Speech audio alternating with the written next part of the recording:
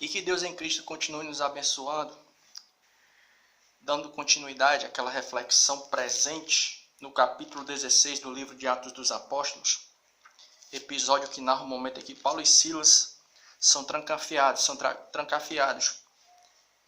em uma prisão por causa de uma libertação que eles tinham realizado no trabalho. E as Escrituras nos dizem que após mais ou menos meia-noite, né, assim nos diz a Bíblia, eles começaram a louvar a Deus e as prisões foram abertas. A gente já tinha falado alguma coisa a respeito do versículo 16, 17, 18, 19, o 20 e o 21, e a gente queria agora falar alguma coisa concernente, dois pontos que são muito interessantes, que vão estar presentes no verso...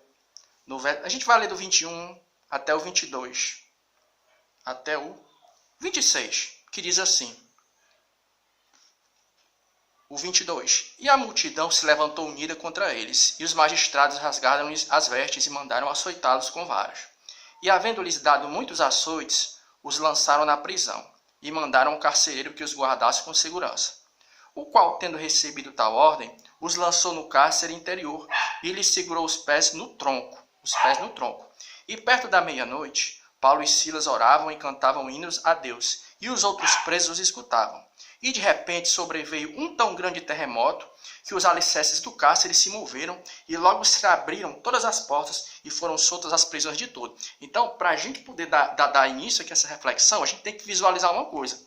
Naquele momento, Paulo e Silas estavam ali, encarcerados, e eles estavam presos com os pés no tronco. Até se você procurar em alguns comentários bíblicos, até mesmo na internet, se você for procurar esse texto bíblico, você vai ver mais ou menos a situação em que eles estavam. Eles estavam assim, tipo sentados no chão, com os pés presos no tronco. E as Escrituras nos dizem que chega um determinado momento, tem até um louvor aí, que eu me esqueci o nome desses dois cantores, mas é um irmão ou uma irmã, que é mais ou menos assim, começa o louvor, né? Paulo, nós estamos presos.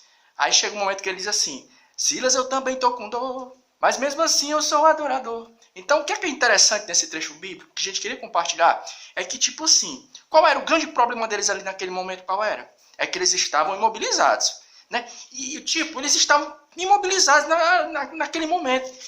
Então, para pensar, o problema ali qual era? Eles estavam encarcerados, estavam imobilizados. Se fosse eu e você hoje, o que é que a gente faria? Qual seria a nossa oração? Para pensar, se coloque na situação de Paulo e Silas naquela situação, encarcerados e com os pés no tronco, imobilizados. Qual seria a nossa oração? Sabe qual seria?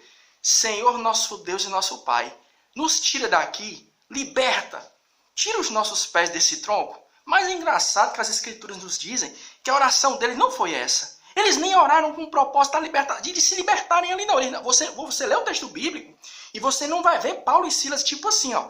Paulo, Silas, e Paulo assim. Silas olhando para Paulo, vamos orar para Deus fazer um milagre aqui, tirar a gente daqui? Não, eles simplesmente começaram a louvar a Deus. Então é interessante que isso pode até não ser uma regra, para alguém dizer que é uma regra, mas é uma coisa que acontece. Né? O que a gente entende? É que eles ali, se cumpriu neles aquilo que está escrito em Mateus 6,33, que diz assim, e buscai ao reino de Deus em primeiro lugar, e as outras coisas serão acrescentadas. Por quê? Porque eles ali naquele momento, eles não se focaram no problema em si.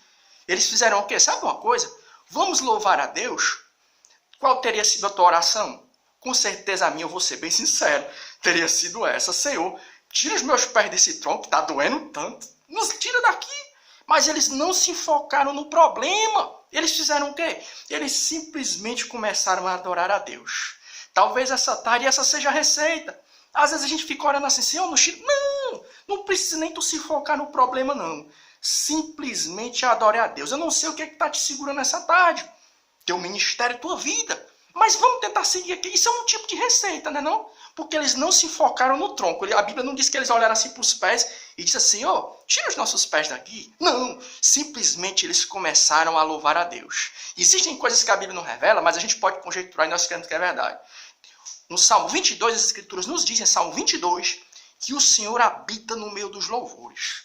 Nós cremos que quando você louva a Deus, quando você glorifica, quando você louva a Deus até mesmo no teu coração, você está ali, o meu irmão está calado, minha irmã está calada, mas está ali louvando a Deus, nós cremos que no céu, engrenagens no mundo espiritual como um relógio começam a se mover.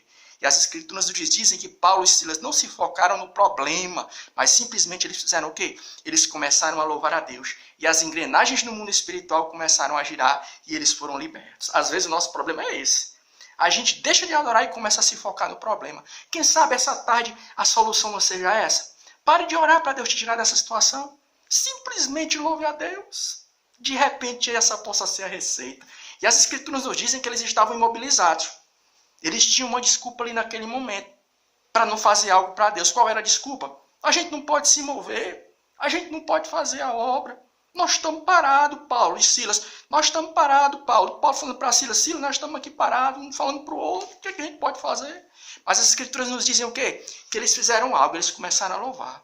Tem momento na nossa vida que, espiritualmente falando, a gente olha para um lado e para o outro, a impressão que dá que a gente está imobilizado. A gente não pode sair do lugar. Mas é engraçado que Deus sempre dá um escape.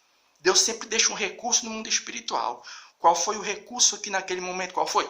Paulo e Silas não podiam sair andando e louvando a Deus. Paulo e Silas, eles não podiam fazer o quê? Eles não podiam sair evangelizando, mas foi o que eles fizeram. Tinha uma porta aberta, qual era? Era a porta da adoração. De repente, essa tarde, esse início de noite, né? Meu irmão, minha irmã, talvez você esteja se sentindo assim, imobilizado. Você pensa, e muitas vezes nós utilizamos esses problemas como um motivo até para a gente murmurar. A gente olha assim, né? Poxa Deus, eu queria fazer alguma coisa para ti, mas eu estou com os meus pés amarrados no tronco. Né? Aí você pensa assim, tem uma porta fechada, mas de repente existe outra porta aberta. Talvez você não possa pregar da maneira que você queria, mas existe a porta da oração, da intercessão. E existe uma porta que jamais vai se fechar, que é a porta da intercessão. O nosso problema qual é? É que muitas vezes nós deixamos de olhar, a gente só olha para as portas fechadas. E às vezes existem portas abertas. Em Irmão Messias existe uma porta aberta para Paulo e Silas, tinha. Era a porta do louvor. Eles começaram a adorar a Deus. De repente, essa tarde, você esteja olhando muito para o tronco, está olhando para os teus pés, que está impedido de andar. E de tanto olhar para o teu problema, e eu também, que essa palavra serve para a gente deixa de olhar para as portas que estão abertas. E essas portas que Paulo e Silas estavam abertas aqui, são as portas que jamais vão se fechar. Talvez você esteja impedido de orar, aliás, até mesmo de orar se você estiver enfermo. Você talvez está com um problema e você está com a boca fechada, eu não sei. Pode acontecer de você estar com algum problema impedido. Mas existe uma coisa que você pode fazer, sabia? Você pode louvar em espírito. Você pode louvar só no teu pensamento. Nada pode impedir o teu pensamento de chegar até Deus. Você pode estar impedido até mesmo de dobrar o joelho por uma enfermidade. Até mesmo de abrir uma boca. E se você for mudo? Será que Deus não escuta a oração do mudo, não? Escuta sim. Mudo não tem coração, não? Tem. Então, de repente, talvez essa tarde o nosso problema seja esse. Nós estamos olhando para o tronco que está segurando nossas pernas. E Paulo e Silas, qual foi o grande segredo? Foi que eles não olharam para aquilo que estava imobilizando eles. Eles não olharam para a porta fechada. Mas eles enxergaram outra porta aberta. Qual foi a porta? Foi a porta da adoração.